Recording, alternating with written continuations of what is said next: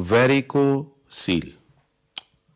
सब लोग सवाल पूछते हैं, फौज में भर्ती होने से पहले ऑपरेट कराना पड़ता है, बेबी नहीं हो रहे होते तो ऑपरेट कराना पड़ता है, बहुत सी बार दर्द होता है, लेकिन ये वेरिकोसील भला क्या है? क्या ये हर्निया है? क्या ये हर्निया जैसा है? इतने सारे सवाल मुझसे हर पेशेंट पूछता है। तो मैंने सोचा आज ये वीडियो बनाता हूँ आपको बताने के लिए कि वेरिकोसील है क्या। मैं doctor Sunil Jindal, reproductive medicine specialist. सबसे ज़्यादा आनंद प्राप्त होता है आपको बेबी देने में। वेरिकोसील एक ऐसी चीज़ है जिसकी वजह से बहुत सारे लोगों के स्पर्म्स ठीक नहीं होते, जिस कारण से उन्हें बच्चा नहीं होता। इसलिए मैंने सोचा आपको वेरिकोसील के बारे में बता दूं, नंबर 1।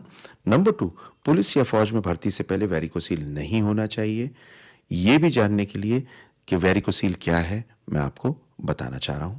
देखिए इस वीडियो को एंड तक, क्योंकि इसके अंदर मैं कुछ चीजें ऐसी बताऊंगा जो बिल्कुल नायाब हैं।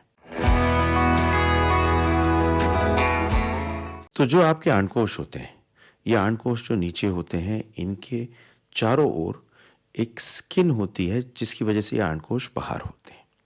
बाहर क्यों होते हैं अंडकोश? मैंने एक वीडियो बनाई है, उसको देखिएगा। लेकिन इसका कारण यह है कि टेम्परेचर करीब करीब आपके बॉडी के तापमान से कम होना चाहिए अंडकोशों का स्पर्म बनाने के लिए। तो ये बाहर होते हैं, एक पतली सी स्किन होती है, और इनको लटकाने के लिए जो कॉर्ड होती है उसके अंदर कुछ नसें होती हैं। नसें दो तरह की होती हैं, एक जो खून लाती हैं, एक जो खून वापस ले जाती हैं। जो वापस ले जाती हैं उनको बोलते हैं वेन्स। और ये नसें अगर गुच्छे के रूप में बन जाएं तो इसे वेरिकोसील बोलते हैं। ये जो नसें होती हैं इनको इंग्लिश में बोलते हैं पेम्फिनिफॉर्म प्लेक्सस। आपने देखा होगा कुछ लोगों के पैरों के अंदर नसें हो जाती हैं बहुत सारी, उनको वेरिकोसील बोलते हैं। उनको वेरिकोज वेन्स बोलते हैं। और कुछ लोगों को बवासीर हो जाती है। ये बवासीर भी ऐसे ही गुच्छे हैं वेन्स के, लेकिन जगह अलग है। तो इसको बोलते हैं वेरिकोसील। नंबर 2, ये वेरिकोसील कितनी पॉपुलेशन में होता है? देखिए बड़ी अजीब सी चीज आपको कहने वाला हूं, ये 15% अडल्ट मेल पॉपुलेशन में होता है। 15%। किंतु एक दूसरी चीज जो आपको बताने जा रहा हूं जिसमें आपको हैरत होगी कि 35% आदमी जिनको प्राइमरी इनफर्टिलिटी होती है, जिनके बेबी नहीं हो रहे होते, उनमें वेरिकोसील होते हैं। ये सबसे पहले किस एज में मिलते हैं?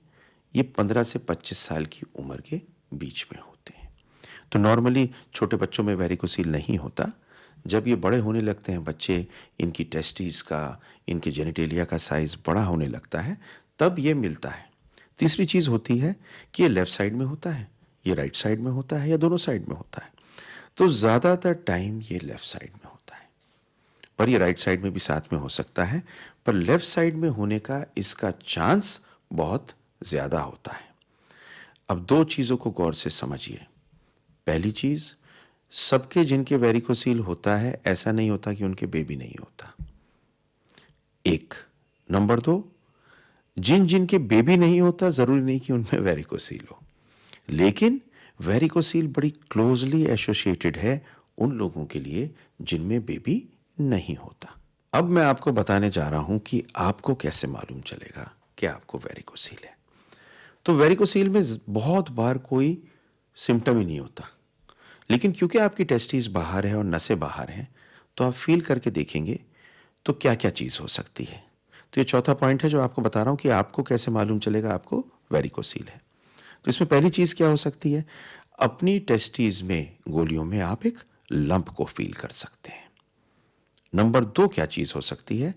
आपके नीचे स्क्रोटम में, नीचे जो थैली है उसमें सूजन हो सकती है। नंबर 3, आप देखने में ही महसूस कर सकते हैं, देख के भी, कि नसों का अंदर एक गुच्छा है। ये अपने हाथ से जब फील करेंगे तो आपको लगेगा जैसे बहुत सारे केचुए हों। इनफैक्ट अगर आप अपनी सांस रोक के और इस तरह से गाल फुलाते हैं तो ये बढ़ जाएंगे साइज में। और चौथा, आपको हमेशा एक डल किस्म का, एक बार बार होता हुआ भारीपन और दर्द अपने स्क्रोटम में महसूस होगा। तो ये 4 चीजें अगर आपको मिलती हैं तो आप ये समझेंगे कि वेरिकोसील है। अब ये वेरिकोसील होती क्यों है? तो बहुत सारी थ्योरीज हैं।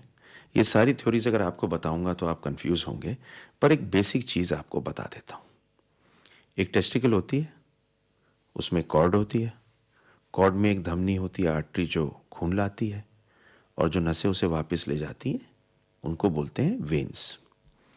ये वेन्स में अगर वाल्व खराब हो जाए वापस खून ले जाने का, तो खून इनमें जमा होने लगता है और ये गुच्छे बन जाते हैं, जिसको वेरिकोसील बोलते हैं। ये जननी है वेरिकोसील की, और इस वजह से ये मौजूद होते हैं।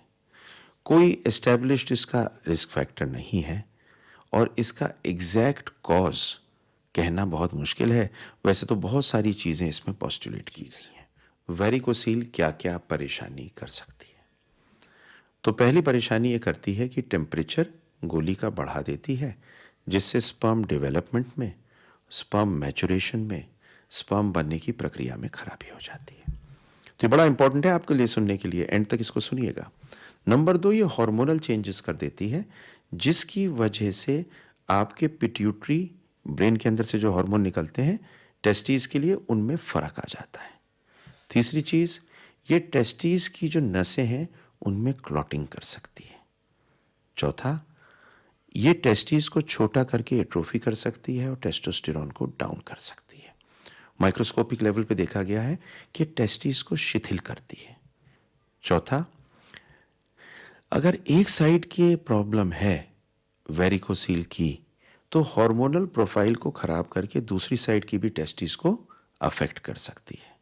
और सबसे इंपॉर्टेंट चीज, आपके सीमन के काउंट, मोटिलिटी और डीएनए फ्रेगमेंटेशन को खराब कर सकती है, तो बेबी पैदा करने में दिक्कत दे सकती है।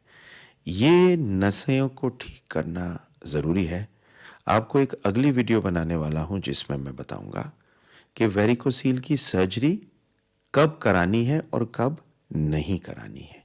ये बड़ी इंपॉर्टेंट वीडियो है, तो अगली वीडियो मेरी देखिएगा। Love to make this video for you. और इसमें मैंने आपको जो जो चीज़ें बताई हैं वो आपके लिए बहुत इंपॉर्टेंट है। Love to make this video. See my next video.